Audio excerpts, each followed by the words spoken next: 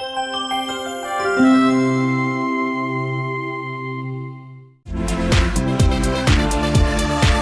guys, thanks for joining us here on Skin Sense. We're back here with Dr. Steve Schleicher, and we have Dana Mock on with us. She is the friendly face that we never see here on the camera, but we finally got her to appear on the show. So I'll let you do the introduction of why Dana's on with us today. Dana's on with us because she runs our clinical studies. Yes. So we brought her out of hibernation from the back room. and into the kitchen area. And here she is into the kitchen area. Yeah, so it's great. And Dana does a great job with the studies. Nobody could do what she does. Yeah. We couldn't do the studies without her. So, you know. We've been doing a lot of shows well, your about role the studies. It's like amazing. So. Well, I mean, fortunately, thank you for that. But fortunately, yes, we have a great doctor, as you guys know. I mean, Dr. Schleicher is just so available, so keen and interested on the research. So it makes our jobs that much easier. And, you know, we started off, it was just myself, and we've now grown. And we have a team of 5, and then we have another sub-I, Zach, who is a PA. And we're actually going to be also opening up a new research center in Camp Hill. Okay. So lots of good stuff going on. We just started to get into the early stage development studies, or your phase 1 studies is what they're referred to. And really kind of invigorated the staff. You know, very time consuming and but very, you know, intricate and what have you, but just so interesting. When you agree, Doc, like the one we just finished. No, they're great. And just so people are aware, I mean, we're actually testing drugs before they're released. Mm-hmm. So organizations like ourselves, we play a very important role, because how do you know if a new drug is going to work?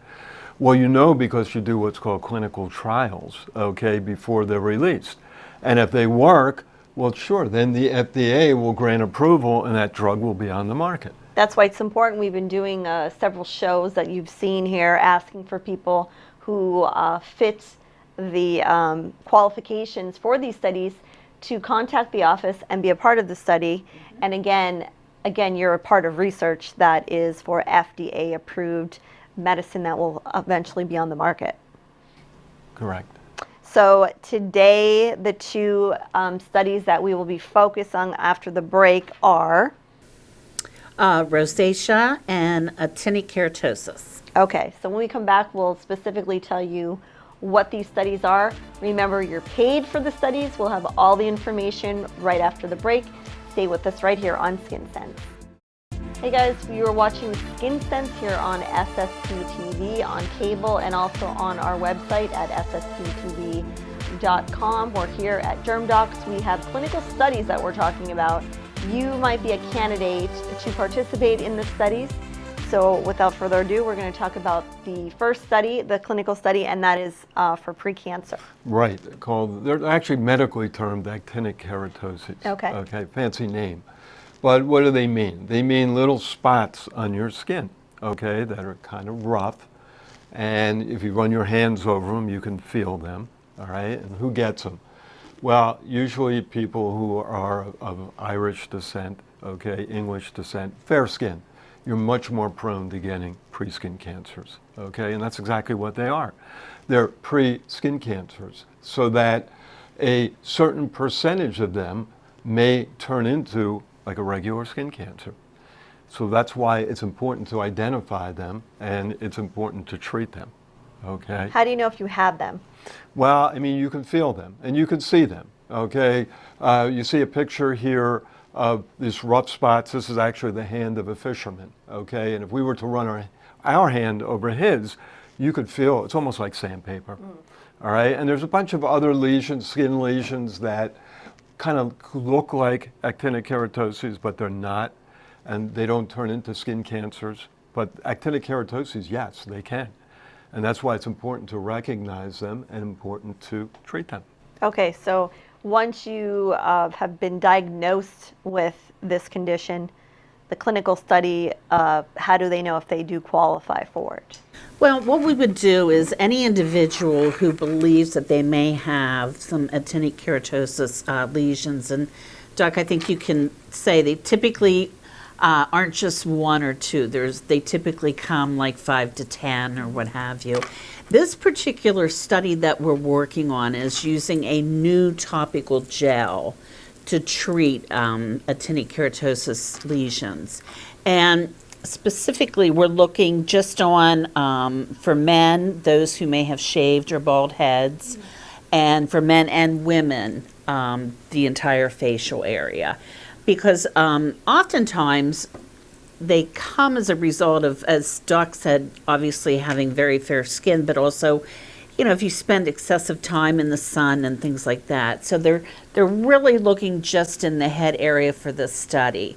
So if you get like a little dry spot there that just doesn't seem to go away, and you pick at it a little bit, it might bleed a little bit, it comes back, and that could possibly be an AK lesion. So if you have those, we would definitely invite you to please give us a call, and we can bring you in for what we refer to as a screening visit, where either Doc or Zach would give a thorough exam and determine if in fact they are AK lesions.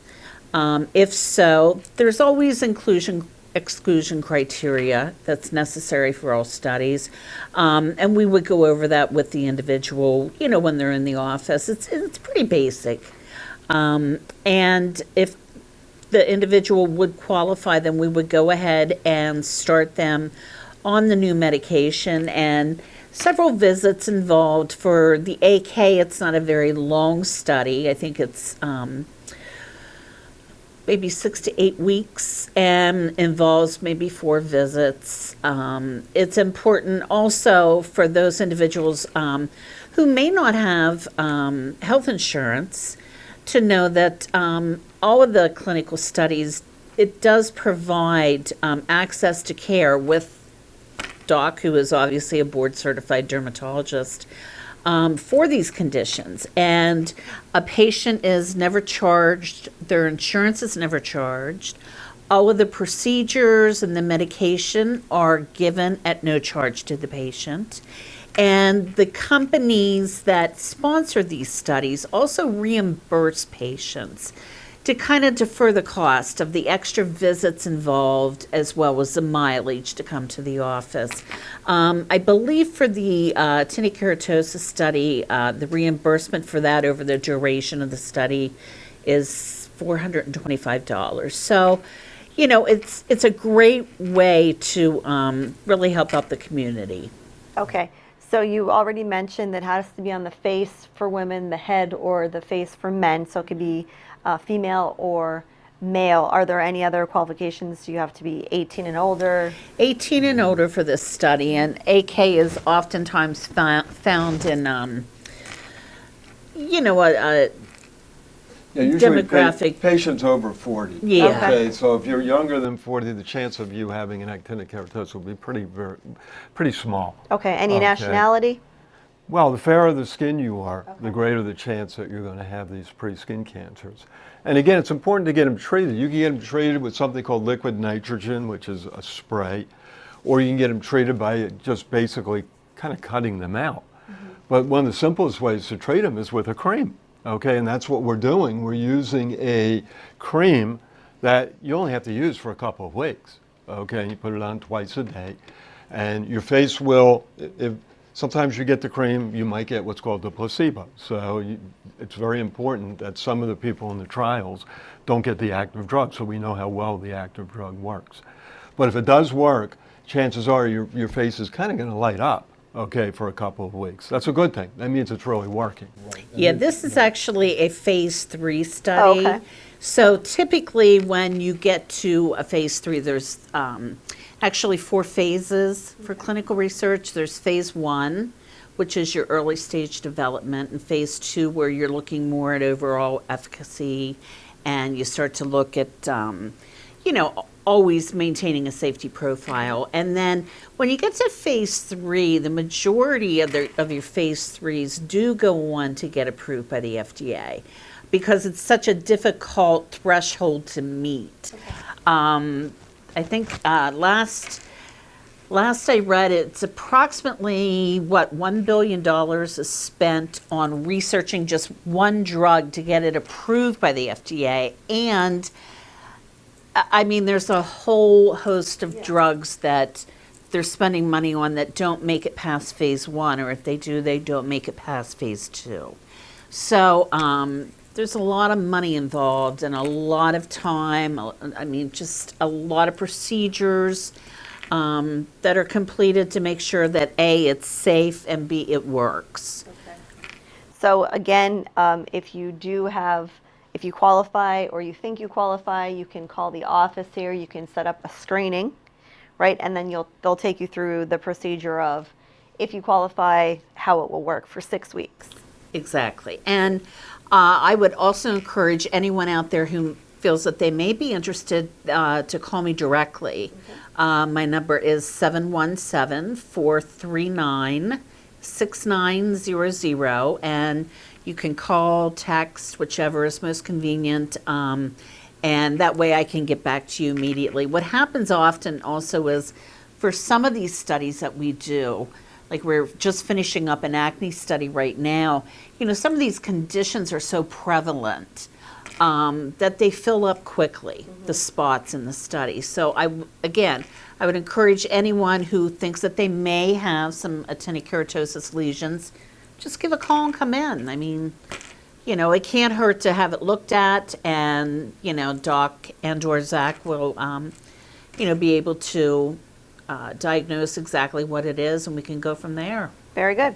All right, not a lot of joking around on this show. We gotta bust Doc a little bit when we come back. Clinical trials are serious. If you want me to start telling jokes, I'll be happy to. When we come back, we talk about a clinical study for rosacea, so stay with us right here on Skin Sense.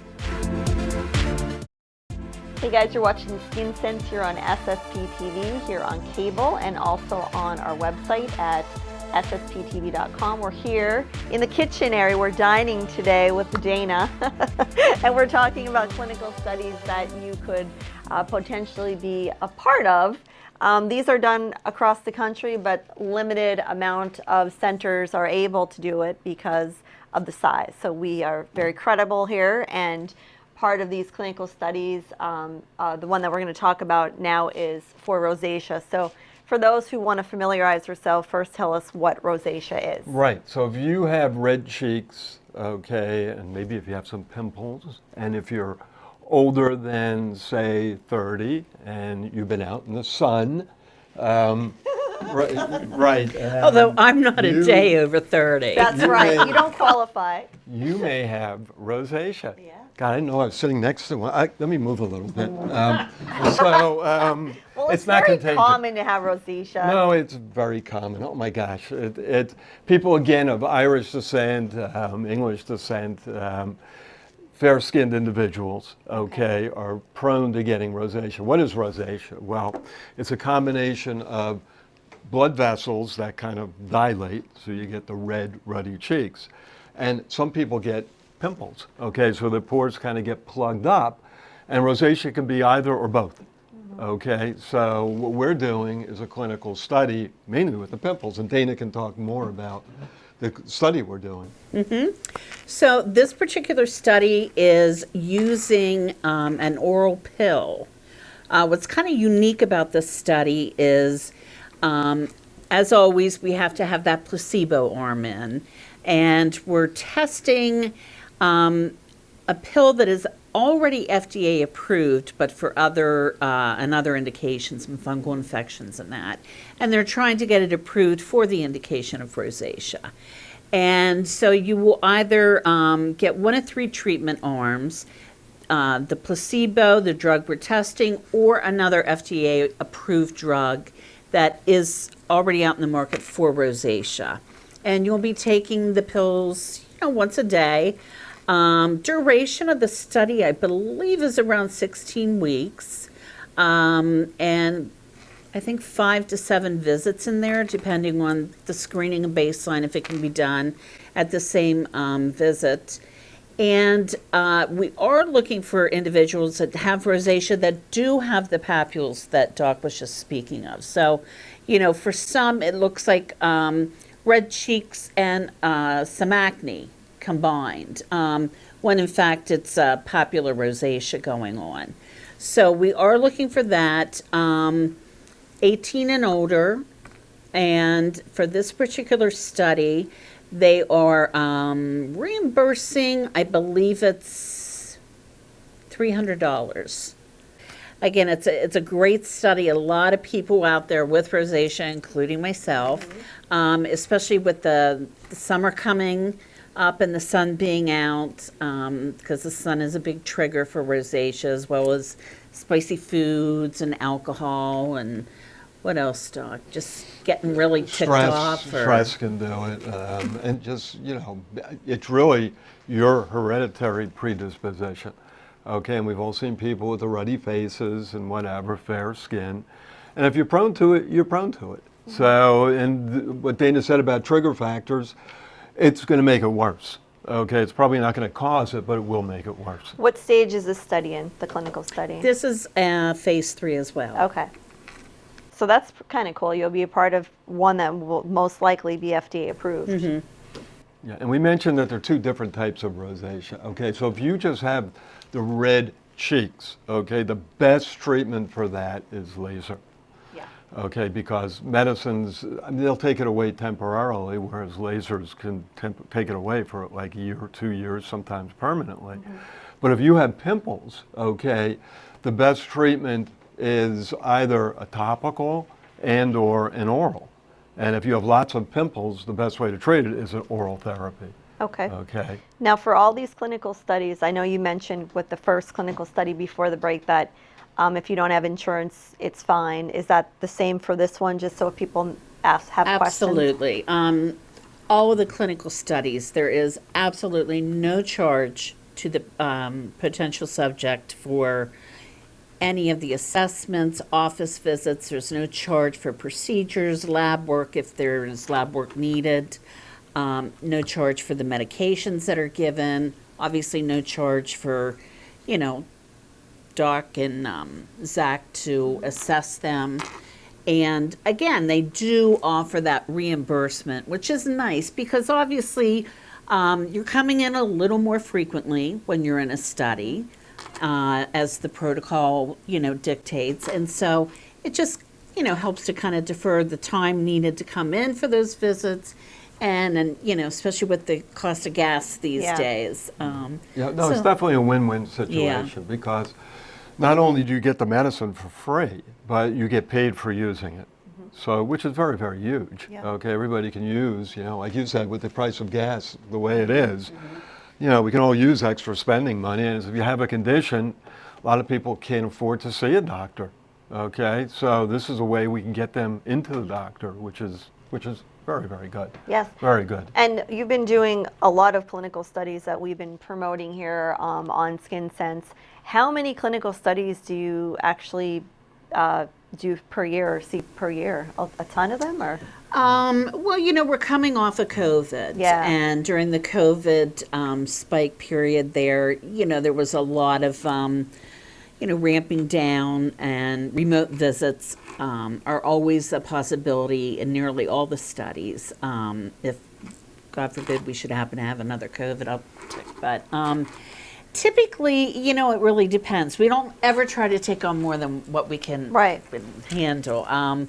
But I would say anywhere from like 5 to 7 studies a year, and Doc is always very particular about the studies that he chooses. I mean, he's very, very, familiar with all the drugs that are out there in the early stage development. So he knows, whenever we get a request, Dee, I think we should go with this one, or, let's wait a little bit and, on this one. So he always makes the best decisions for what's best for the patients. Right, and we should chat about COVID a little bit. I know we're kind of at we hope we're at the end of COVID. So is that something that is still affecting the office every day? Well, we're still wearing masks, okay, whether we have to or not. I mean, not have to, but have to from a protection standpoint, kind of up in the air. Some doctors are refusing to wear them in the offices anymore. And then we're worried about variants or mutations, okay? I mean, the great news is that it's kind of really died down to where it was, you know, it was horrible at one stage. And, you know, of course, this office was closed for about 6 weeks during the height, you know, like a year and a half ago. Now, the latest thinking is we'll probably need a booster every year combined with the flu shot, which, you know, is, when you think about it, it's no real big deal. We just hope there won't be another variant that we can't handle. So back to the clinical studies, we have about a minute left. Again, if you think you qualify for either of the studies for rosacea or the pre-cancer for the face and head, female or male, you can call Dana direct and give your number one more time. 717-439-6900. Very good. Well, it was nice to have you on the show. Always a treat. Maybe we'll just get rid of Doc and Yeah. we'll do the show. You How about promise? it? Yes. Happy hour starts Put that now. in writing. All right. We'll see you guys next time, and thanks for joining us always, as always, right here on SSP TV. We'll see you next time.